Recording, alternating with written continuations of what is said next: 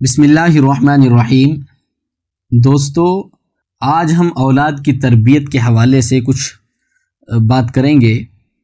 اولاد کی تربیت کیوں ضروری ہے؟ یاد رہے کہ ایک اچھا معاشرہ اور مہذب خاندان تشکیل دینے کے لیے اولاد کی تربیت انتہائی ضروری چیز ہے۔ تعلیم کے ساتھ ساتھ تربیت بھی بہت ضروری ہے، اس لیے کہ تربیت کے بغیر تعلیمی ڈھانچہ قائم نہیں ہو سکتا۔ تربیت کا جو اصل کام ہے کہ وہ افراد کو نفسانی، اخلاقی، عملی اور اعتقادی طور پر اس بات کے لیے تیار کرے کہ وہ عملی مادے کو قبول کر سکے۔ تعلیمی مرحلے میں انسان کو جو علم سکھایا جاتا ہے اسے بعد کے مرحلے میں عملی شکل دینا مقصود ہوتا ہے۔ ہم اندازہ لگا سکتے ہیں کہ تعلیم و تربیت کے درمیان ایک گہرا جوڑ ہے، گہرا ربط ہے۔ دین اسلام میں بچوں کی اخلاقی تربیت، دینی تعلیم اور ان کی نگرانی یہ ماں باپ کے ذمے، سرپرست، ذمہ داران اور اسی طرح سے استاذ کے ذمے ایک اہم فریضہ ہے۔ یہی وجہ ہے کہ قرآن مجید میں اولاد کا ذکر تقریباً 23 مرتبہ ہوا ہے۔ اور ابن ماجہ کی ایک حدیث ہے، آپ علیہ الصلوۃ والسلام نے ارشاد فرمایا، اکرموا اولادکم واحسنوا آدابہم، تم سب اپنی اولاد کا اکرام کرو، ان کی عزت کرو اور اچھی تربیت کے ذریعے ان کو حسن ادب سے آراستہ کرو، اچھا ادب انہیں سکھاؤ۔ اسی طرح حضرت عمر رضی اللہ تعالیٰ عنہ فرماتے ہیں کہ اپنے بچوں کو ادب سکھاؤ، پھر تعلیم دو، قیامت کے دن سب سے زیادہ عذاب میں وہ شخص ہوگا جس کے اہل و عیال دین سے جاہل اور غافل ہوں گے۔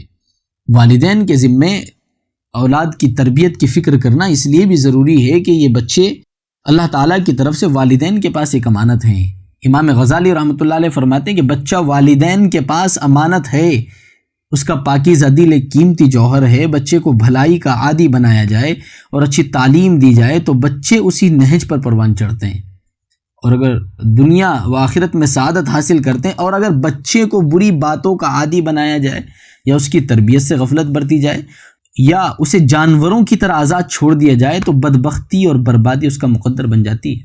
لیکن آج افسوس کے ساتھ کہنا پڑتا ہے کہ ہمارے معاشرے میں تربیت سے غفلت برتی جا رہی ہے، تعلیم کو ترقی دی جا رہی ہے اور تربیت کے پہلو کو نظر انداز کیا جا رہا ہے، اور تعلیم و تربیت کا جو اصل مقصد ہے وہ نظروں سے بالکل اوجھل ہو چلا ہے۔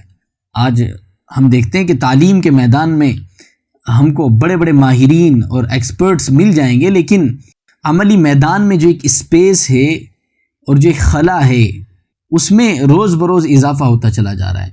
لہٰذا ضروری ہے کہ آپ علیہ الصلوۃ والسلام کے بتائے ہوئے طریقے پر اپنے بچوں کو تعلیم دیں۔ قرآن مجید نے اس شخص کو مردہ قرار دیا جو اللہ تعالیٰ کو نہ پہچانے اور اس کی اطاعت نہ کرے۔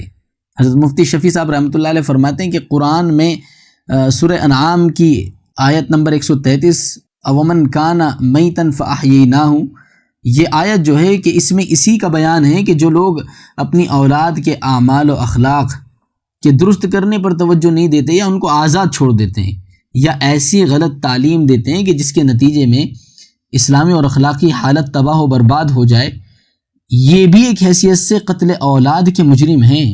اور ظاہری قتل تو صرف دنیا کی چند روزہ زندگی کو تباہ و برباد کرتا ہے، مگر یہ قتل اتنا خطرناک ہے کہ انسان کی اخروی اور ہمیشہ ہمیش کی زندگی کو تباہ و برباد کر دیتا ہے۔ اسلامی تربیت کو ممتاز کرنے والی ایک بات یہ بھی ہے کہ اسلام زندگی کے ہر مرحلے میں تربیت و توجہ کا قائل ہے، یعنی تربیت کا عمل صرف تعلیمی زندگی تک محدود نہیں ہے، بلکہ انسانی زندگی کے جس مرحلے میں بھی ہو اسے تربیت کی ضرورت ہوتی ہے۔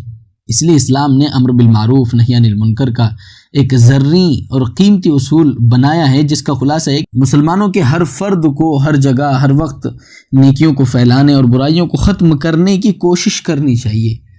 اس سے یہ معلوم ہوتا ہے ہمیں کہ تربیت کے لیے عمر کے کسی مرحلے کی کوئی قید نہیں ہے۔